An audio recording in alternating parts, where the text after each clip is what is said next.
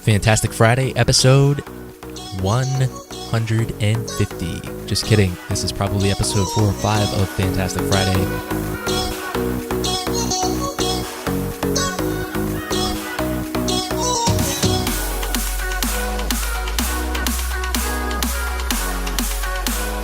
Today we're going to start out this Fantastic Friday episode a little differently than normal with a call-in from my friend Dan. So let's jump right into that.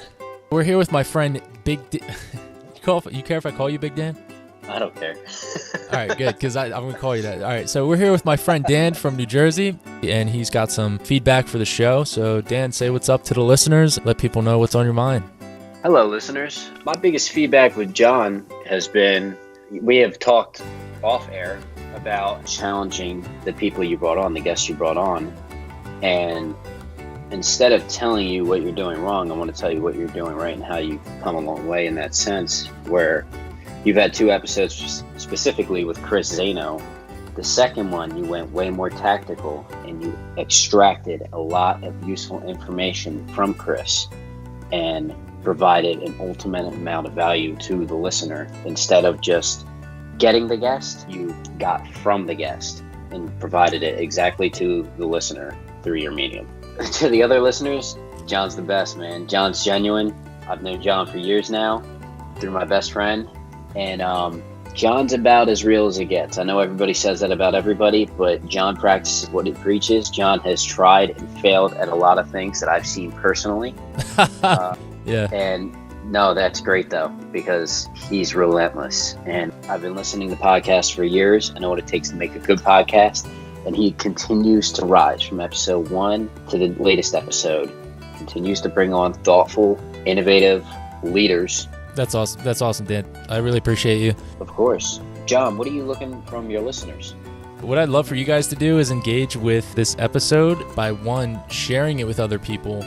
Showing them how to actually listen to it, not just telling them about it, is probably the biggest disconnect. I've had friends tell me in the past, oh, check this out, or look at this thing, and I'll remember the name, but I won't realize how to look it up. Yeah, that happens to me all the time. If it's not on YouTube or Apple Podcast, man, I don't know how to do it. Yeah, so I would say that.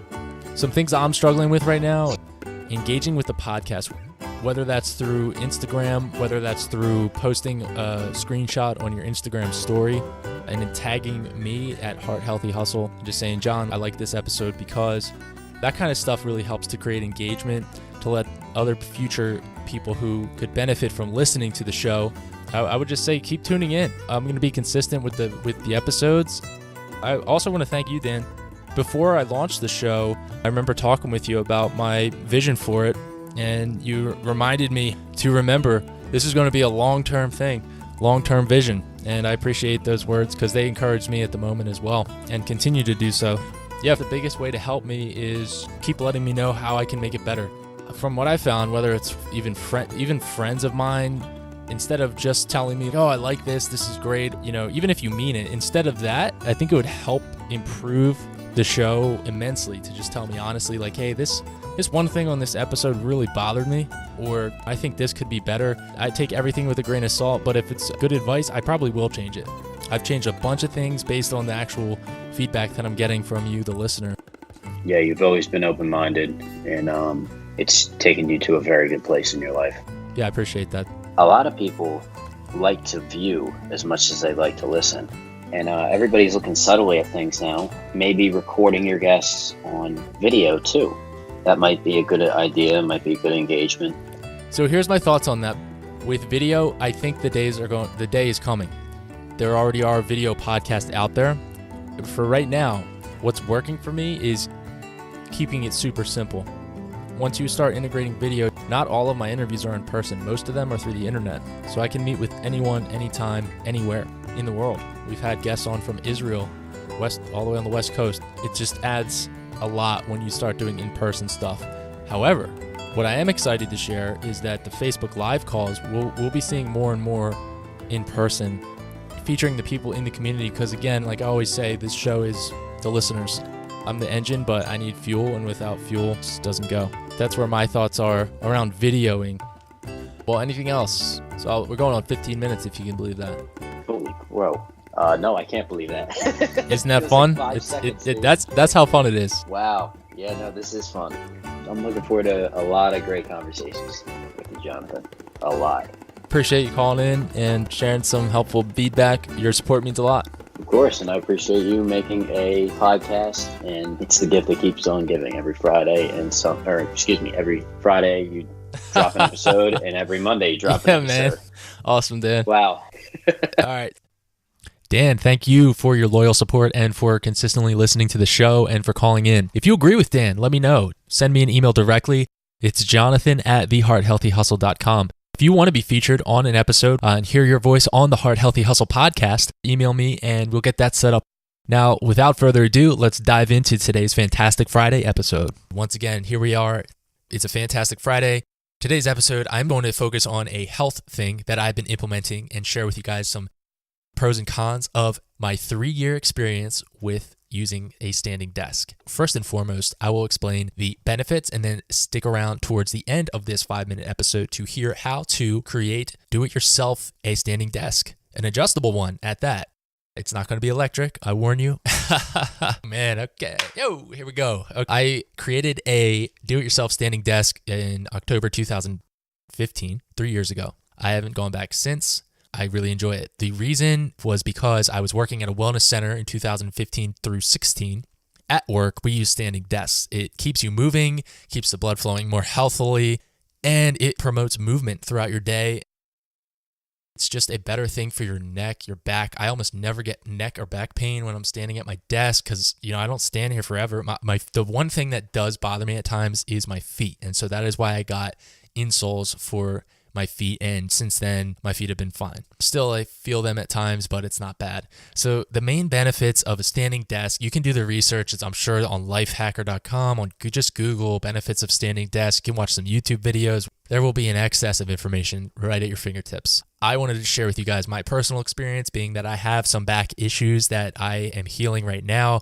That includes, some neck trauma from car accidents in the past. Having a standing desk and having an external monitor from your either desktop or laptop allows you to put a shelf right in front of your face to where you don't have to look up or down at all towards the screen. You set it up perfectly at your eye level so that all you have to do is move your eyes around the screen instead of looking up and down. You don't strain your neck, you don't get neck pain, and all the problems that come with keeping your neck bent down all day long. Another thing with a standing desk is your energy is up. You're swaying back and forth. As I record this right now, I'm standing. I'm waving my left hand, now my right hand, as I'm speaking with passion. It allows you to speak with your full diaphragm. It promotes full breathing. And that also is huge. It's the oxygen. It keeps your blood from pooling in your lower legs. I believe it's a great idea. My back almost never hurts. It gets stiff at times. If I'm editing for like 2.5 hours, if I'm at the computer for over 2 hours, I start to get stiff. But at those times, I typically take a quick break. Coming up on 5 minutes for this episode, I want to keep this one short and sweet. Do it yourself. So here's how I made it. Head over to Walmart. You can check out walmart.com. What I did, and it's actually worked incredibly well. It may sound busted. However, I was balling on a budget, okay? As many of us millennials were or are. Or if you just don't want to spend $1,000 or you move a lot, you travel a lot, this is a great idea. It's a multi-level standing desk. You go to Walmart. You pick yourself up the tailgating table. It's about 4 feet wide and then about 1.5 feet deep. If you were to put it up against the wall, it's going to come out from the wall about 2 feet. Yeah, I say about 2 feet. It folds up just like a briefcase. So the legs, you unfold it. It folds in the middle. You unfold it. It's a flat surface, plastic table. It's like those Rubbermaid durable plastic. It's not real flexible, so it's sturdy. And then the legs adjust from 2 settings, which is the high setting, it's about waist height, give or take. And then the lower setting, which would be really low if you were just using it by itself, be like a cornhole low, really low, like down next to the ground. Then I got a second table. So I put the first table down, fully extend the legs so it's full height, just below the waist, full height. Then I take the second table, I put it on the setting that is comfortable for my wrist and my elbows to be just over a 90-degree angle at the elbow. So my hands and wrists can rest at a healthy angle right on the top platform of the top tailgating table, aka my standing desk. Now, remember, one table sitting on top of the other, so you're going to have to securely fasten the feet of the top table onto the bottom one. I did this by pre-drilling by using a drill bit, a large drill bit about the size of the feet of the top table.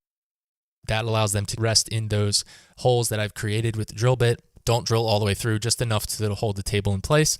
It hasn't been an issue. I've been able on. Do I recommend leaning on it? Maybe not, but I leaned on it. It doesn't have any issues. It's a little wobbly. Outside of that, it's not going to be like a sturdy oak desk you would see at a dean of Harvard's office. It is going to be portable though. I've moved twice since having this desk and I've used it at both locations, and now this is my third location using it. I'm about to move again. It works great. I highly recommend it, especially if you just want to get a feel for standing desks, how your body would react and adapt to that. Now, what I do in terms of, because if you remember, the top level is only high enough to come up to where my arms are bending close to 90 degrees. So that's going to where I put my keyboard, my computer, my pens, attach some things like my mic boom here for my podcast. I also then have a shelf mounted to the wall above that. And this is where it gets a little bit more in depth if you want to do this. I have an external monitor running from my laptop to the external monitor, which sits atop that shelf. Now, this monitor is just at eye level. All I have to do is keep a nice, comfortable, upright posture with my chin slightly tucked, and I get a good view of my screen. I can then, if I have to, take my portable laptop off my desk anytime, just unplug the USB and the external monitors, and I'm good to go. And this is a great way to test it out. The tables themselves are maybe $20, $25, and then it maybe takes an hour or two to set it up. You get a second level, though, as well. What I mean by that is, remember, it's two tables. So the bottom table, there's about a foot to a foot and a half space in between the top level table, and the bottom level table has a platform as well. It's a table, right? So I put my printer on there. I put my audio mixer on there. I put my sound card on there. I put my USB hub on there. I put my surge protector there. And so I have all this stuff down below. It's extra storage, provides space that otherwise I'd have to have like storage units built up carefully underneath of a motorized standing desk. One day, I believe I will buy a motorized standing desk. For now, I like my setup. I like what I have going. And it's fun to say I did it myself for under $100, even really under $50. I made the shelf myself, got some brackets from Home Depot, bought a piece of spare wood from the back of Home Depot. They were basically throwing out. They have discount wood back there. Sanded it down, cut it up, good size shelf, just stained it ebony black, and it is beautiful. And got my speakers on that shelf as well as a boom lamp from IKEA, which is most dope, if you will. It is something that you can throw together overnight. It's exciting. You guys now know how to make a standing desk, test a standing desk without spending $600 to $2,000 on a motorized one. Try it out. I think it's a great idea. And with that, I want to wish you an epic Friday. Have an awesome weekend. Stay fit, stay healthy, stay focused. I will see you on Monday. Godspeed. Fearless.